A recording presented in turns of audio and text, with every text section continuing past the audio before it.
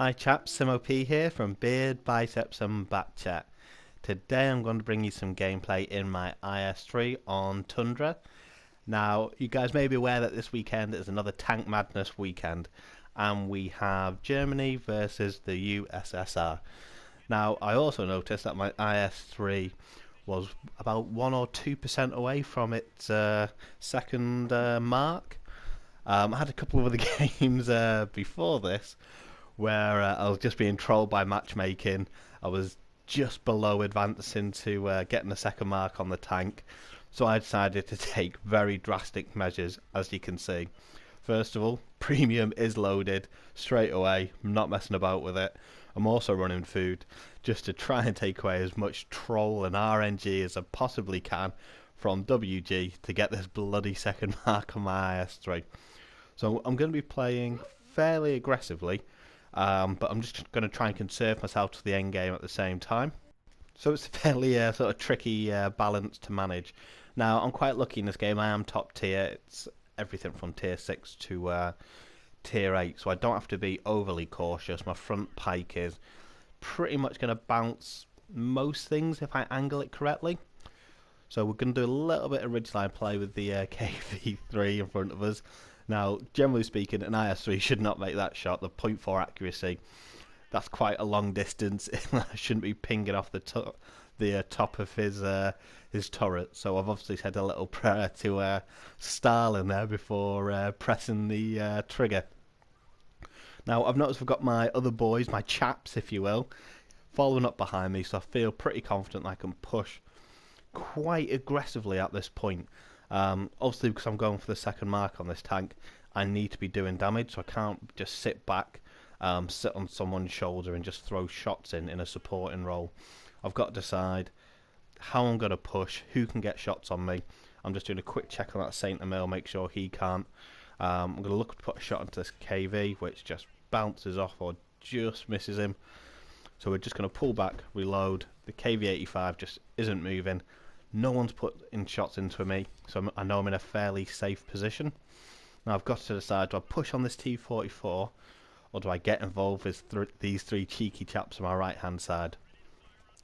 Now that T-44 has been a little bit cautious. I don't particularly want to put a shot into him and wait 10 seconds to reload and deal with KV-3. So I just want to poke my gun at him, he ducks behind cover, gives me a chance to run at this KV-3 unmolested. Put the first shot into him, pull back for the reload. He bounces his shot. I suppose I could be a bit more aggressive and really throw my nose out here. But again, I just don't want to take damage. So I'm just aiming for the gun port, which is a weak point on the KV. Even though I'm running premium ammo, I don't particularly need it. And I notice this cheeky little Saint Emil. He's making a run for it. I'm just making a beeline straight for him. Shot straight into him. Take him out for the third kill. I'm waiting on my reload, so I'll use my tank as a weapon to get more damage that way. So I throw my tank into his tracks.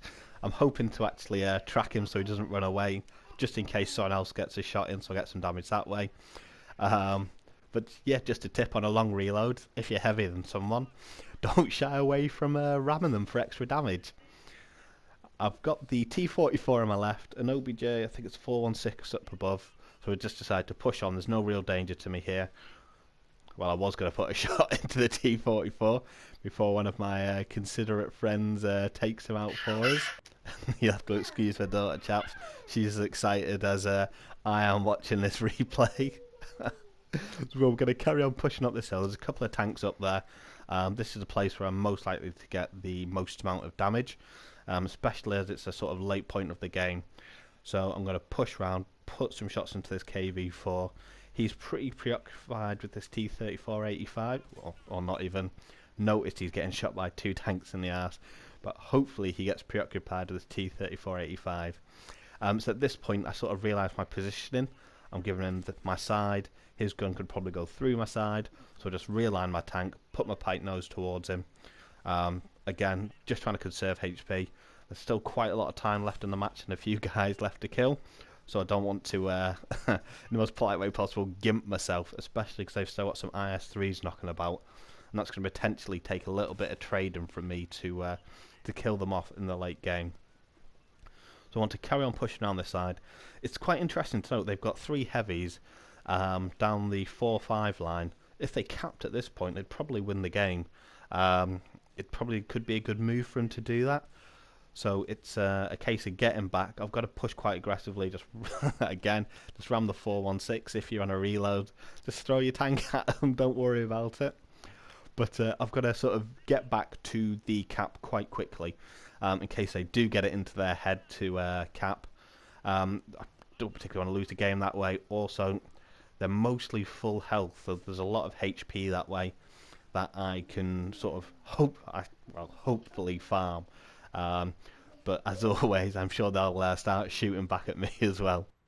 So there's a couple of reasons why I'm doing this approach as well. I could turn left at this point and approach them with the rest of my team frontally, but I'm assuming these IS-3 players are fairly good, know what they're doing.